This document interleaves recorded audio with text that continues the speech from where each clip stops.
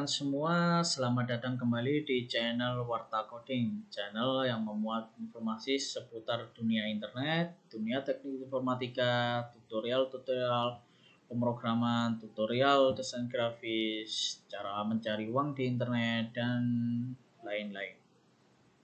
Kali ini Warta Coding Channel akan membagikan sebuah video pengenalan terkait salah satu framework yang sangat terkenal dan populer sekali di kalangan para web developer, yaitu framework CodeIgniter 4. Namun sebelum itu, saya ucapkan terima kasih kepada rekan-rekan semua yang telah mendukung channel kami dengan cara mensubscribe channel kami dan memberikan komentar-komentar yang positif dan like di video-video yang telah kami upload. Bagi kalian yang tidak ingin ketinggalan video-video terbaru dari kami, silakan langsung saja klik tombol subscribe dan nyalakan loncengnya agar kalian mendapatkan notifikasi terkait video-video terbaru dari kami. Oke, kita kembali lagi. Kami akan mengenalkan apa sih framework CodeIgniter 4 itu. Sebelumnya kami jelaskan dulu apa itu CodeIgniter. CodeIgniter merupakan salah satu framework yang biasa digunakan untuk membangun sebuah website baik dalam skala kecil maupun besar dan bersifat open source atau gratis. CodeIgniter ini sendiri merupakan framework yang sangat populer sekali di kalangan web developer. Jadi biasanya mereka gunakan untuk membangun sebuah aplikasi web atau website. Untuk CodeIgniter ini sendiri menerapkan model MVC. MVC itu adalah model view controller. Model merupakan bagian di mana kita meletakkan kode-kode kita untuk menghubungkan aplikasi dengan database atau website dengan database. Sedangkan view merupakan bagian dari tampilan, atau jika kita ingin membangun sebuah website dengan CodeIgniter, maka kita mendevelop atau mendesain tampilan kita di bagian view ini. Sedangkan untuk controller merupakan bagian yang menghubungkan antara model dan view. Jadi ketika view dan model ini ingin berinteraksi, kita menghubungkannya menggunakan controller yang ada di CodeIgniter ini.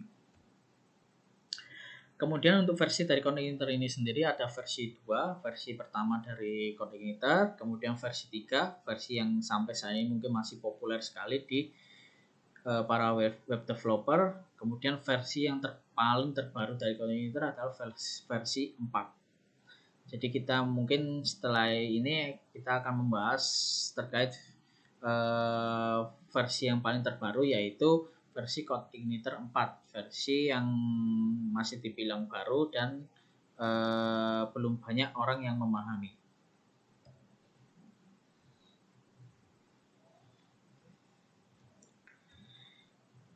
Mengapa atau apa sih alasan kita harus menggunakan CodeIgniter 4? Yang pertama adalah CodeIgniter 4 ini mempercepat proses web development. Jadi kalau kita menggunakan CodeIgniter 4 ini, karena filenya sudah sangat terstruktur sekali, jadi ketika kita membangun sebuah web atau aplikasi web sangat mudah, efisien, dan cepat.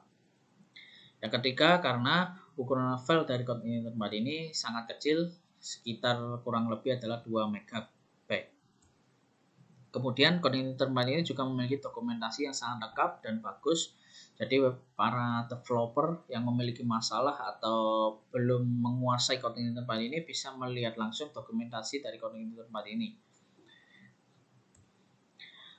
CodeIgniter 4 ini juga memiliki konfigurasi yang sangat sedikit, jadi sangat sedikit dan tidak ribet seperti framework lainnya, seperti mungkin kalau kita bandingkan dengan Laravel, mungkin CodeIgniter 4 ini konfigurasinya lebih sederhana dan tidak terlalu banyak.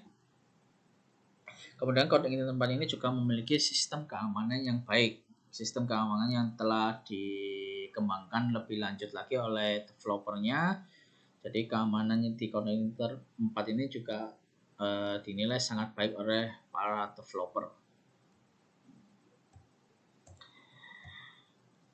Apa sih fitur-fitur yang ada di CodeIgniter 4? Fitur-fitur terbaru dari CodeIgniter 4. Coordinator 4 ini memiliki fitur yaitu sudah menggunakan PHP versi yang paling terbaru yaitu 7.3 atau di atasnya. Jadi ketika kita ingin menjalankan atau membuat website dengan Coordinator 4, maka kita wajib menggunakan versi PHP 7.3 atau di atasnya. Kemudian Coordinator 4 memiliki fitur REST API yang memudahkan developer dalam mengembangkan API data sebagai sistem backend mereka. Kemudian di Coordinator 4 ini juga sudah tersedia local development server sehingga kita bisa langsung menjalankan website Coordinator 4 tanpa harus mengakses folder htdocs atau www. Fitur lainnya yang ada di Coordinator 4 ada fitur migrate yang biasanya digunakan untuk membuat tabel di database dengan cara menjalankan script. Jadi kita tidak perlu lagi membuat tabel database dengan membuka phpMyAdmin atau meremote-nya menggunakan navigate. Kemudian di dalam Coordinator 4 juga terdapat fitur sheet yang biasanya digunakan untuk membuat sebuah data dummy. Jadi jika kita membutuhkan data untuk uji coba aplikasi, kita bisa menggunakan fitur sheet ini untuk pengelolaan data.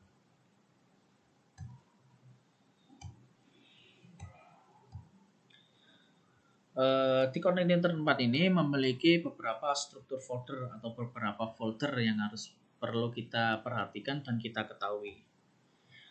Ada 5 folder di Coordinator 4 ini yang perlu kita ketahui. Yang pertama adalah folder app yang di dalamnya berisi folder atau file konfigurasi, folder view, folder controller, dan folder model yang dapat kita modifikasi atau kita buat di dalamnya sebuah kode-kode yang berfungsi untuk menjalankan website atau aplikasi berbasis web kita.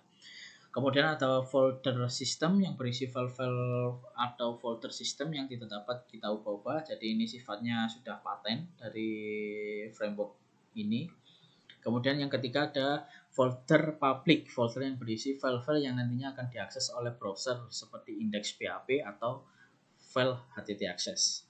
Kemudian yang keempat ada folder writable, folder yang berisi file-file yang harus disimpan oleh aplikasi seperti cache atau file upload. Jadi ketika kita membangun sebuah aplikasi berbasis web dan kita menginginkan sebuah fitur upload file atau upload gambar, maka file-file tersebut disimpan di folder writable ini.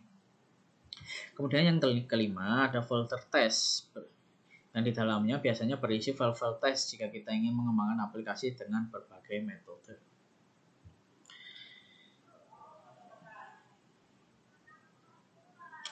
Lalu bagaimana sih cara menginstal aplikasi Coordinator 4 ini? Ada dua cara. Yang pertama adalah menggunakan tools atau aplikasi Composer.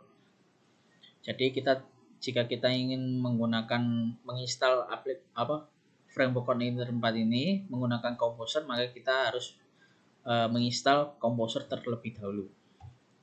Kemudian cara yang kedua adalah ini yang biasa saya gunakan. Cara yang paling mudah yaitu tinggal mendownload langsung file Coordinator 4 melalui situs resmi coordinator.com.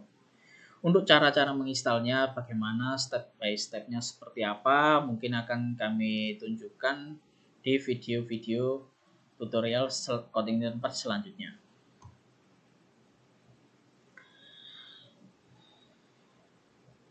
Requirement atau syarat apa saja sih jika kita ingin mengembangkan sebuah website dengan Coordinator 4 yang harus kita penuhi? Yang pertama adalah PHP versi 7.3 atau di atasnya. Jadi kita memerlukan PHP versi tersebut jika kita ingin mengembangkan aplikasi berbasis web atau website dengan Coordinator 4. Kemudian kita memerlukan web server. Kemudian kita juga memerlukan database, bisa menggunakan MySQL, PostgreSQL, SQLite, Oracle, dan database lainnya. Kemudian kita juga memerlukan kode editor untuk mengedit atau membuat file-file konfigurasi atau source code website kita. Kemudian seperti yang saya jelaskan tadi, jika kita ingin menginstal framework Coordinator 4 dengan menggunakan Composer, maka kita memerlukan aplikasi Composer. Oke, cukup sekian penjelasan singkat dari Warta Coding Channel terkait dengan framework code editor 4 ini. Jika kalian masih belum memahami atau ada yang perlu ditanyakan, kalian bisa searching atau googling di Google terkait framework code editor 4 ini jika kalian ingin mendalami lebih lanjut lagi, atau kalian bisa bertanya melalui kolom komentar yang telah kami sediakan. Nanti insya Allah tim Warta Coding Channel akan membalas pertanyaan-pertanyaan kalian. Sekian video dari kami. Tetap di channel kami untuk melihat video-video tutorial terkait code editor 4 ini. Kami akan segera mengupload dan segera kami buatkan untuk kalian semua. Jadi bagi kalian yang belum menyalakan tombol subscribe-nya atau loncengnya, silakan tekan tombol subscribe agar kalian bisa menerima notifikasi dari channel Warta Coding ini terkait video-video terbaru seputar tutorial pemrograman code editor 4. Sekian dari kami, sampai jumpa di video selanjutnya dan terima kasih.